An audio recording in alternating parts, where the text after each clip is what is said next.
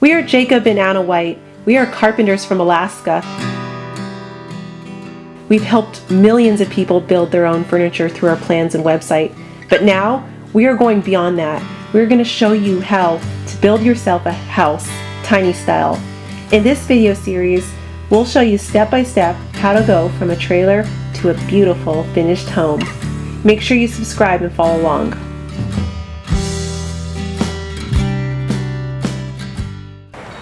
Thanks for watching our design video last week. We just wanted to take a very quick second to answer one really big question that a lot of you had last week, and that was, where's the bathroom? So we decided what we're going to use this for is job shack, working out of, and sleeping arrangements. The reason that we chose not to is because it's not going to be heated all the time. In the winter in Alaska, the composting toilet or most alternative toilets, they're not going to work. So we either have to provide constant heat to this when we're using it or not using it to have an alternative toilet, or we can do what most Alaskans do, which is have an outhouse. So that's what we're going to do. All right, this week, let's build the tiny house floor.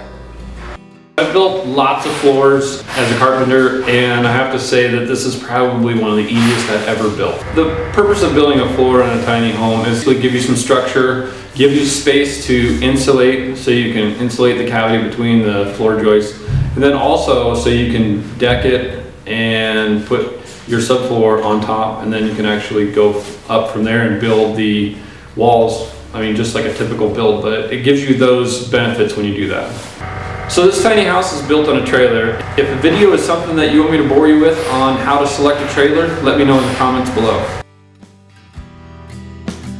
Once we got the trailer, the deck boards came on it, and we decided that we don't need all the deck boards. We pulled some of the deck boards and made it to where they were 16-inch on center.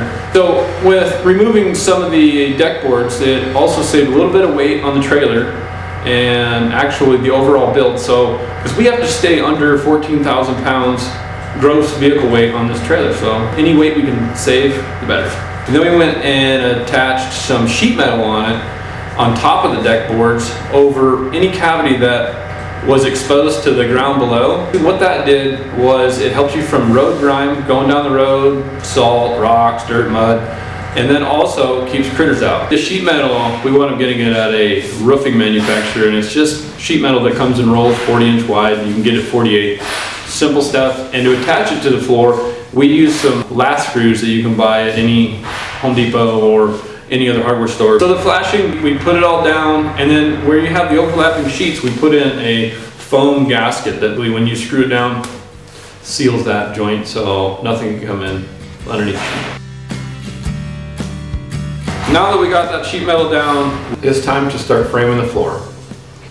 So I laid out my top and bottom plates, and I marked them as you see in 2-foot centers, and I marked them all the way down, and then I went ahead and used a square and marked both of them so we knew exactly where the joists, the floor joists would be at.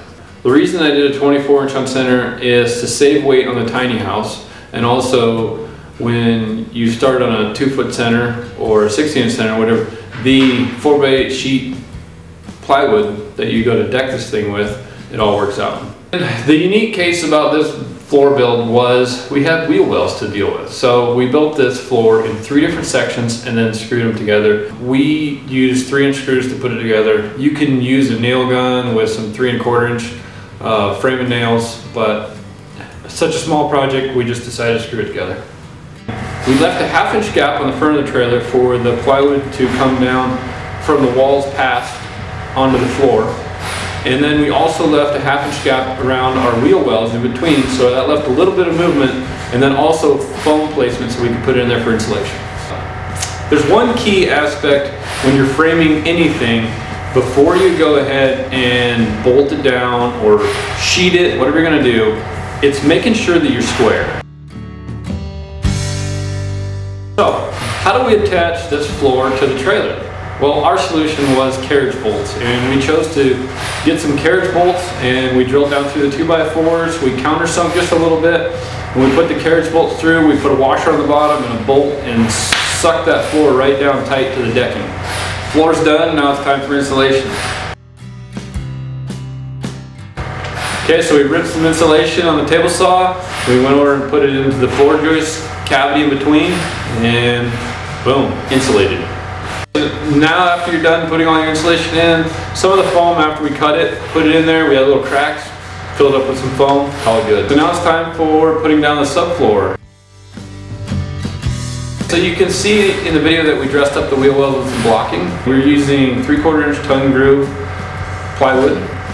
When you do this, you use subfloor adhesive, put that down on top of the joist, put the plywood down, and we're using 2 3/8 inch ring shank galvanized nails.